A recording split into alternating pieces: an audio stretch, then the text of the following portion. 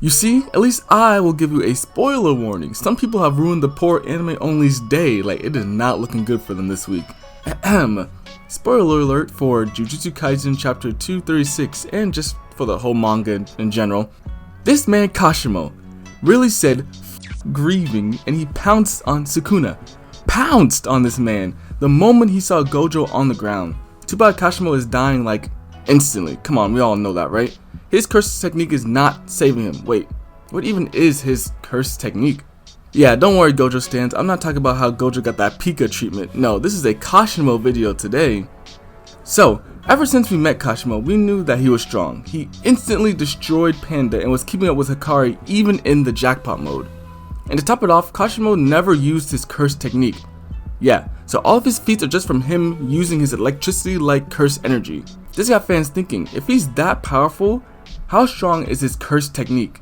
And I got a few ideas of what this technique could be, but we have to look at his basic abilities first. So like I mentioned earlier, Kashimo's curse energy acts like electricity, so much so that Panda stated that Kashimo's whole body is electrified, making it nearly impossible to block his attacks without getting shocked. And when he fell into the water, all his curse energy was leaking out just like electricity would. Curse energy having special properties isn't something new. We know Hikari's energy is rough like sandpaper. This shows us at the very least that the special property doesn't have to be a one-to-one with the curse technique, since Hikari's sandpaper has nothing to do with gambling, I think. So, let's look at how electricity works for a second. Electricity in its simplest definition is just the movement of electrons. In atoms there are three parts: electrons, which are negatively charged, protons, which are positively charged, and neutrons, which are neutral, no charge. Electrons ever so slightly shift out of orbit because of their attraction to protons. And this movement creates an electromagnetic field, and boom, that's electricity. Well, in the same way that a step is a marathon. So you put these electrons in a wire or something conductive and give the electrons a direction to move in. The electromagnetic field keeps the electrons moving, making more fields, and that's electricity. This is a very basic interpretation, so don't come at me, please. So, the curse technique could deal with electrons or protons or even electromagnetic fields, and Kashimo just applies his knowledge to make electricity in his basic attacks.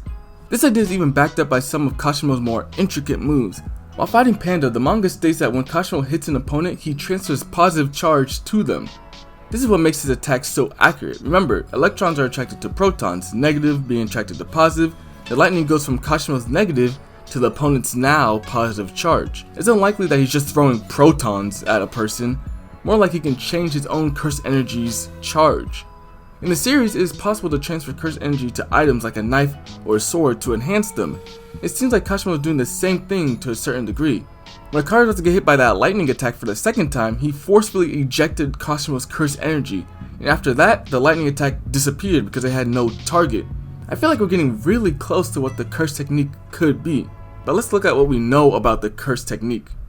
We know that Kashimo can only do it once, and admittedly this is an assumption, but I feel like this one-time rule is a binding vow, similar to how Sukuna made a binding vow with his domain, Malevolent Shrine, to open up the domain allowing people to escape, but the guaranteed hit effect was increased massively to 200 meters. So maybe Kashimo made a binding vow to limit the use to one time, the trade-off being it is now incredibly strong, stronger than it would ever be normally. Like, how can you be so confident in your ability if you never used it before? Like, never? I just can't see a sorcerer being born and their parents are like, okay, you only have one chance to use your curse technique, good luck. I mean, it's possible, anything's possible. It could also be the fact that the technique is so strong that it will kill Kashimo. We saw in the flashback that he was coughing up blood after some battle. That could be because of his technique or most likely because he's old. Whatever the reason behind the limited use, Kashimo believes that this technique is good enough to rival Sukuna.